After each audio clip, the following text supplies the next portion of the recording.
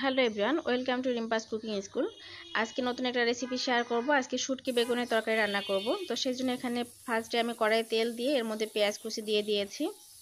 তো পেঁয়াজটাকে একটু ভালো করে ভেজে নেব। এরপরে এর মধ্যে একটুখানি রসুন কুচি, সাথে একটুখানি কাঁচামরিচ কুচিও দিয়ে দিব। তো এই সবগুলো উপকরণ দিয়ে আমি কিছুক্ষণ এটা ভালো করে ভেজে নেব।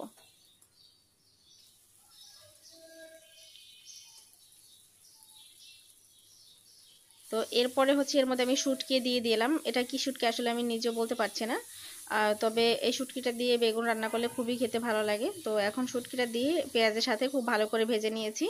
এর মধ্যে পরিমাণ মতো দিয়ে দেবো হচ্ছে মরিচের গুঁড়া, লবণ আর হচ্ছে হলুদের গুঁড়া। তো এই মশলাগুলো খুব ভালো করে দিয়ে তারপর একটু জিরা গুঁড়া দিয়ে দিব।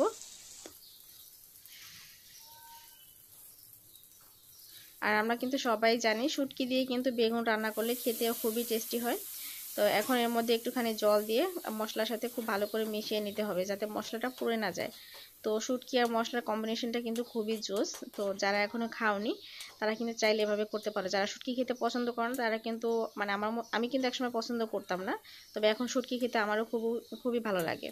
তো এভাবে বেগুন দিয়ে শুটকি রান্না করলে আরও বেশি মজা হয়। তো এখন ধুয়ে রাখা বেগুনগুলো দিয়ে দিলাম। এটা কিন্তু একদম দেশি বেগুন, আর ছোট ছোট যে লম্বা বেগুনগুলো আছে সেগুলো। তো বেগুন দিয়ে ভালো করে কষিয়ে নিলাম, সাথে দিয়ে দিচ্ছি কয়েক টুকরা টমেটো। তো টমেটোগুলো দিয়ে আরও কিছুক্ষণ ঢেকে এটা আমি কষিয়ে নিব। এরপর আমি এর মধ্যে পরিমাণ মতো জল দিয়ে দিব।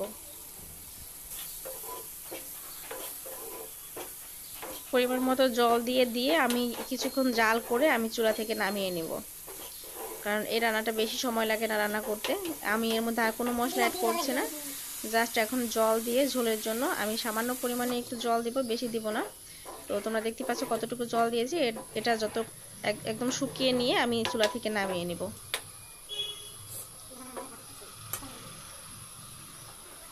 তো ঝটপট তৈরি হয়ে গেল আমাদের শুটকি বেগুনের তরকারি।